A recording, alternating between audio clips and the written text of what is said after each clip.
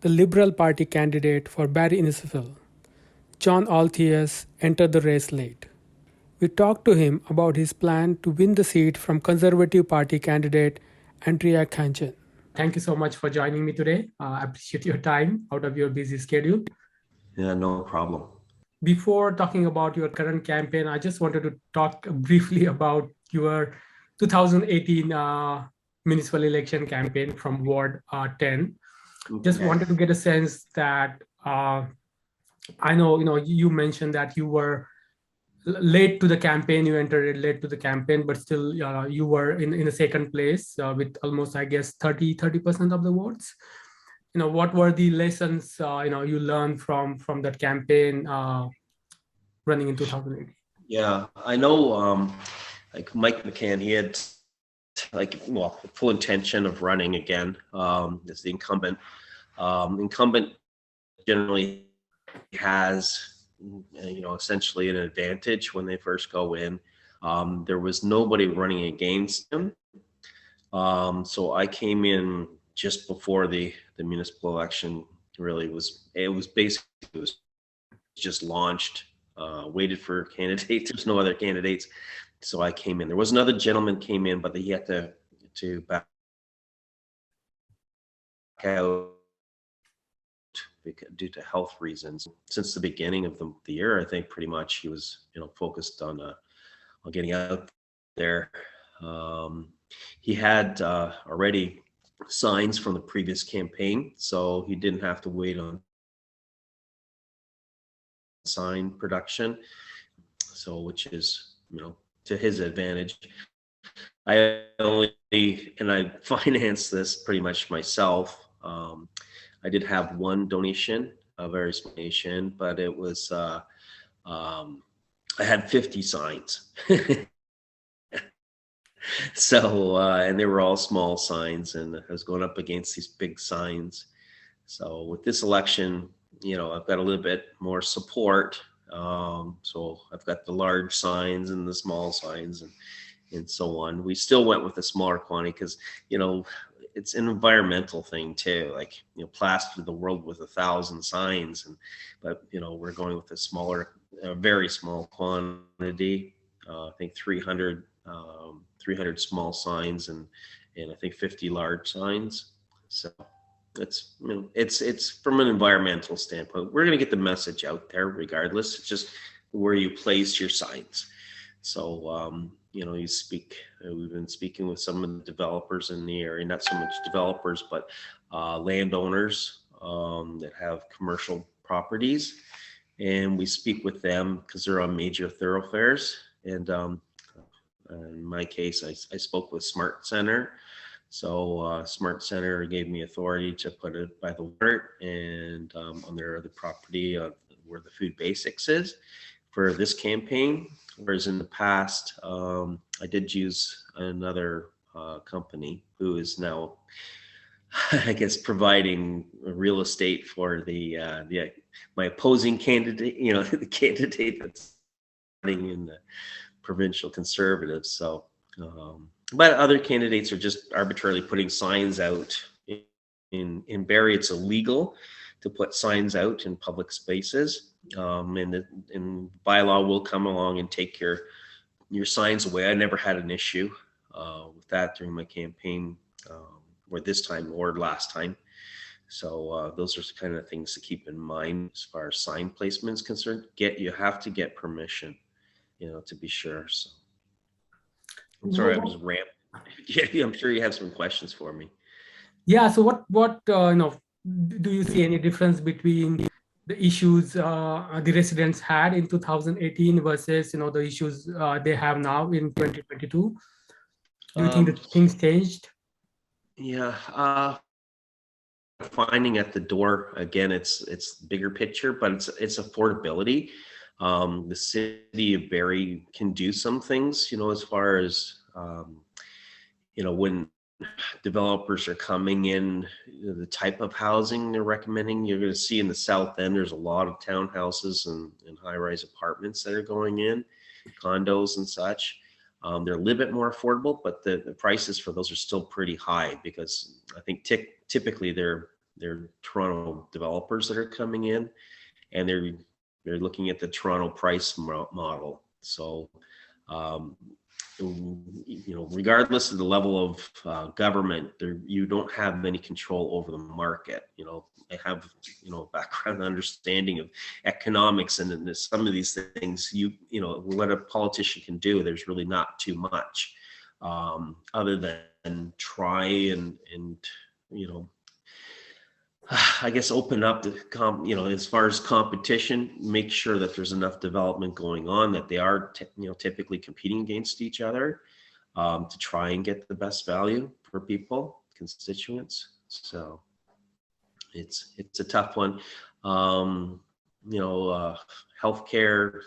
I know from a municipal standpoint, everybody's talking about speeding. I know behind my house here, Big Bay Point, it's like a racetrack. People are zooming through there. I've talked to the city on several occasions, my councillor, Mike McCann, to try and get, some kind of speed devices placed out there. Occasionally they put police. First drive is terrible. And it's like that throughout the city. So, there's a number of areas that has to be focused on. The noisy vehicles. I know the police have been working on that. They've had some campaigns to try and deal with people that are taking mufflers off. The Ford government removed the requirement for drive clean, and that was actually a program that if you did not have the catalytic converter, your car did not drive on the road. So now that they've eliminated drive clean, you're hearing these vehicles with their popcorn exhaust detuned engines, making nice backfires, which is, it's not the proper way to run an engine. But anyway, I digress.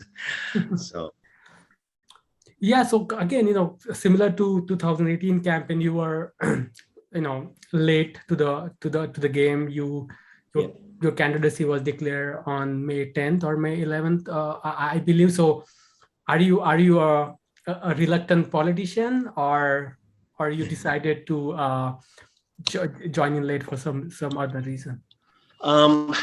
Again, I was waiting to see if there was going to be a Liberal candidate in the area. I'm retired, so I do have some time. I do consider, like, during the municipal election, it's more or less nonpartisan. So I was trying to speak to somebody, like the other candidates. Typically, people at the door would ask you, "What party do you represent?" I said, "Well, I'm trying to go for a municipal council seat, so there should be no politics. It should be nonpartisan." But it's very partisan in the city council right now. So you'll recognize that. You just have to look at their Facebook pages and you'll know which direction they're going. It's primarily conservative, is what I'm seeing. But as far as me coming late again, it was actually Jeff Lehman. I've worked with Jeff Lehman in the past when I worked for Alectra or Power Stream before that, and Barrie Hydro before that. Worked with Jeff and the city of Barrie because I was in corporate communications and marketing and customer service. And situations come up and I have to talk to the mayor. And Jeff is aware of, I guess, my background and suggested, "Well, John, you should look into that." So I followed up on that, and sure enough, I went. So it's pretty exciting. I'm excited about it. Yeah, so I spoke to Jeff last week, and in Sunday's press conference, he spoke about the progressive conservative candidates refusing to join debates, all candidate debates. Yes. So why do you think, what is your opinion? They don't want to join the debate. Well, I have to be careful, what I say. I don't like to say anything negative about the other candidates, but I think personally, and this has nothing to do with the Liberal Party, but just by observation, I feel it's they've got marching orders just not to stir the pot. They're the incumbent party coming in. Doug Ford, he's out there, talking to people. So he's kind of the spokesperson. And it's not just in our area, as far as the, going to debates. It's pretty much they've been told don't go because I hate to say it, but what would happen is they would get ganged up on. You've got the Liberals, you've got the NDP, you've got the Greens. We're pretty much, a lot of our platforms are virtually identical. So it's hard for people to judge. And, even at our debates, like we're congratulating each other on, the work that we're doing and, the focus that we have on education and long-term care and the environment. But then, conservatives is kind of like a dark opposite, stark opposite. So we have to, they probably did that just so that, they don't get beat up or attacked, from the other parties. So it would look bad politically. So you just avoid it and carry on with your canvassing, So, you mentioned that your background, you work with Alectra and, Barrie Utilities, your background is in communication, customer service, and crisis management. So how do you think that translates into, running for MPP office? Well, and my other passion is the environment and energy management. I'm notorious for energy saving devices. I was probably the first person, I would say, in Ontario to get a set of LED Christmas lights, which I actually contacted BC Hydro when they were the first ones in Canada to bring them in.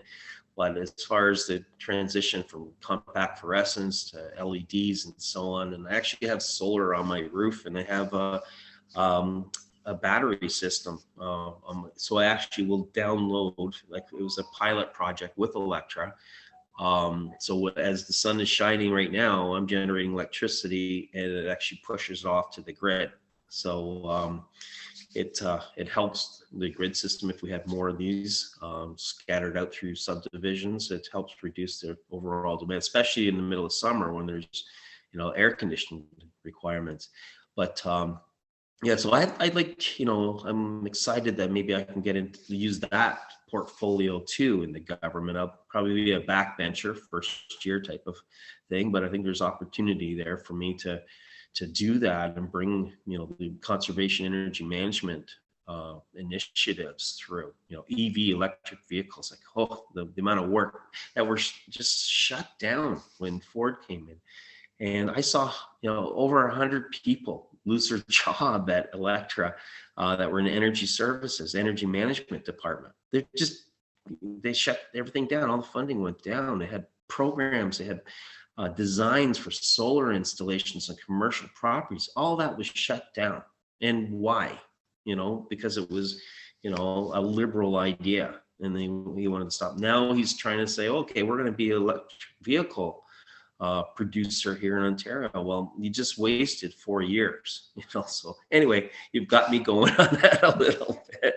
But I think, with the communications aspect, at least you can have somebody speaking somewhat intelligently in the House. I'm hoping that there will be some form of order, like the clapping and the table slapping. It's like a bunch of children in kindergarten, and I guarantee you I won't be the one slapping in that, on tables and clapping hands and whatever. It might be the odd, that's a good point, but you're not going to see me ranting and raving when the opposition's trying to speak.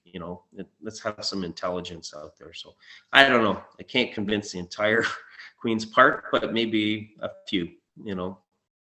Yeah, no, that's right. So right now, inflation is biggest worries for middle class and lower class, especially due to the oil prices, war in Ukraine, and also economy is slowing down. So, what is your party and you think needs to be done to help people reeling under inflation?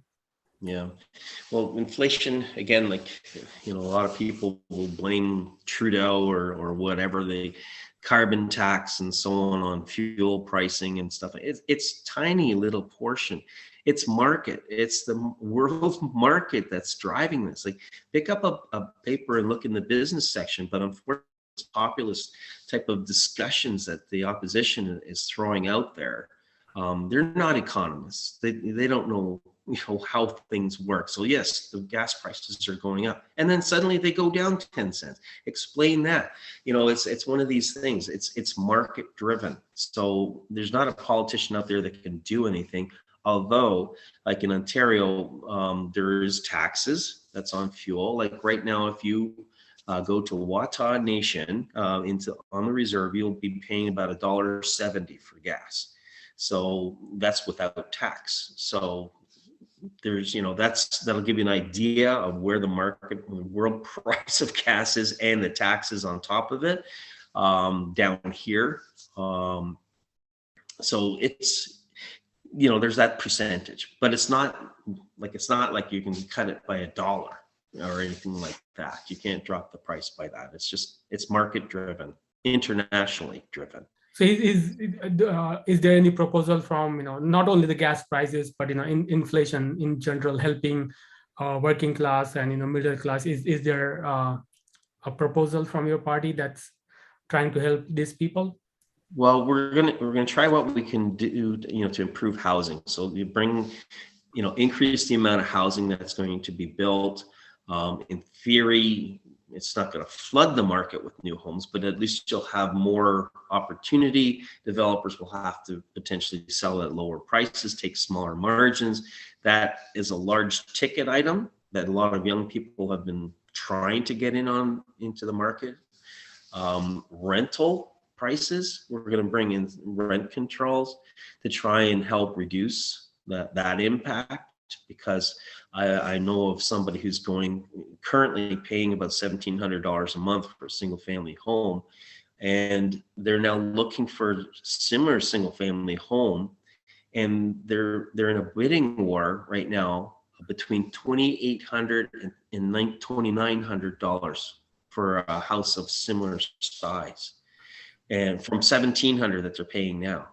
So, and with their different homes, but it's like, that's crazy. That's $1,100 more a month for this young couple to try and afford. But that's just the market price right now in Barrie in particular. So we have to do something, I guess, with rent control. I think that's one initiative that will try and prevent that. Landlords might not like us, or these new people have bought these houses for investment purposes.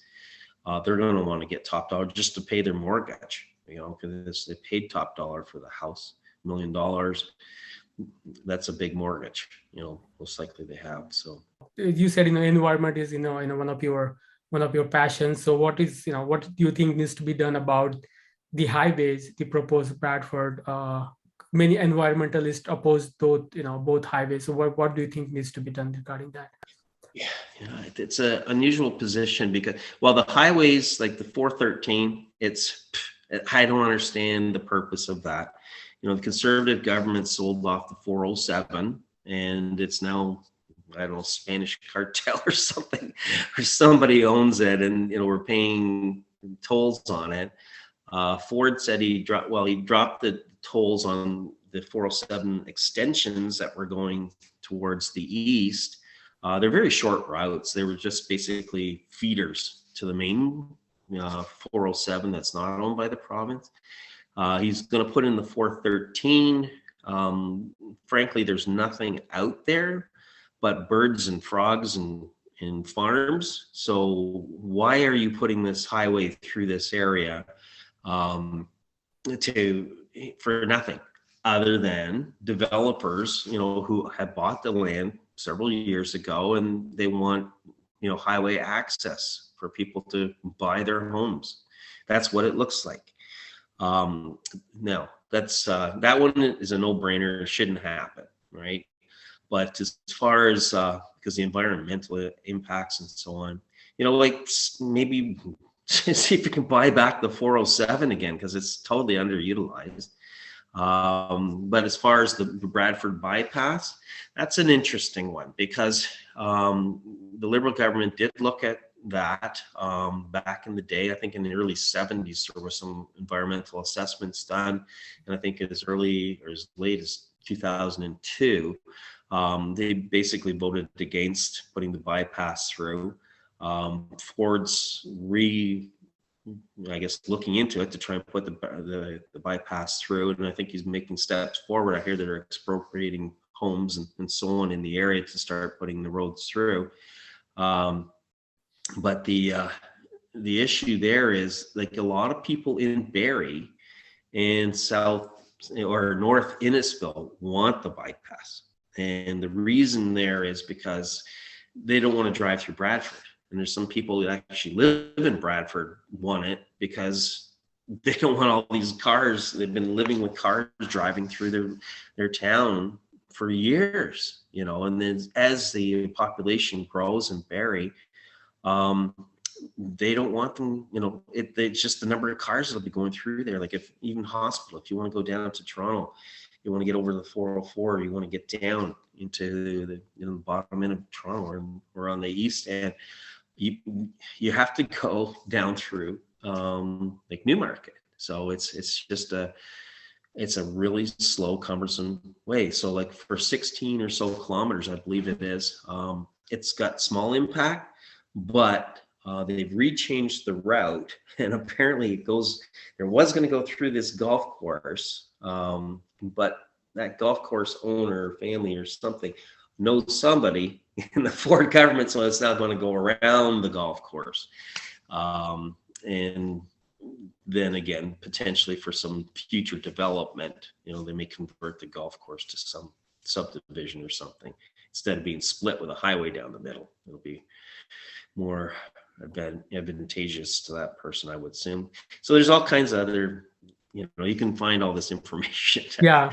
there in the So, news. It's yeah, so it needs a complete environmental assessment. Like, mhm. as far as the Liberals, if there is such a demand that people are asking for it, it has to have a completely full-blown environmental assessment. And if it comes back that it's going to cause more harm than good, then of course we'll cancel it. So Yeah. So, you know, the last question I have about is the healthcare system now. Healthcare, when it comes to, you know, what we have seen during the pandemic, there was a huge, due to the COVID patient, there was huge backlog of surgeries.